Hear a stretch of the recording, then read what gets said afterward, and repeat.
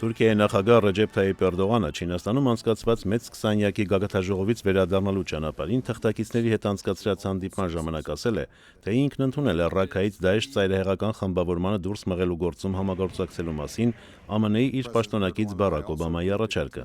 Նա ասել է, թող մեր զինվորականները միասնաբար գործեն ու ինչ անհրաժեշտ է, մենք կանենք մեր կողմից։ Նա ավելացրել է սակայն, որ ռազմական որևէ գործողություն սկսելուց առաջ հարկավոր է անցկացնել բանակցություններ։ Սակայն ինչպես Al-Monitor ինտերնետային կայքի քաղաքական մեկնաբան Թուրքիայի քաղաքացի Սեմիհ Իդիզն է ասում, Ռաքան գրավելու գործողություններում Թուրքիան կսահմանափակի իր մասնակցությունը։ Այն չի լինի զանգվածային գործողություն, երբ Սիրիա կներխուժեր 30-ից 40 հազարանոց բանակ։ Չեմ կարծում, որ Թուրքիայի հասարակությունը պատրաստ է նման մասնակցության։ Խոսքը կարծում եմ մի քանի 100 զինվորականների մասնակցության մասին է, ծանր հրետանու եւ օդուժի ուղեկցությամբ։ Թվակազմի հիմնական մասը կզբաղեցնեն Սիրիայի, այլ ոչ թե Թուրքիայի կառավարական ուժերը, ասել է նա։ Հիշեցնենք, որ Թուրքիայի զինված ուժերը հրասայլերի եւ ազատ Սիրիայի բանակի ուղեկցությամբ անցյալ ամիս մուտք գործեցին Սիրիայի տարածք, սակայն Եփրատի Վահան անվանումը ստացած գործողությունը նաեւ թիրախ ընտրեց Սիրիայի քրդական զինված խմբավորումներին։ Խոսքը ժողովրդի պաշտպանության միավորումների մասին է, որին Անկարան համարում է Թուրքիայի մարգելված քրդական աշխատավորական կուսակցության աջակից։ Սակայն քրդերի ժողովրդի պաշտպանության միավորումներ անվանումը կրող բանակը ռազմական մեծ աջակցություն է ստանում ԱՄՆ-ից եւ համարվում Դաեշի դեմ ամենաարդյունավետ կերպով պայքարող ուժը։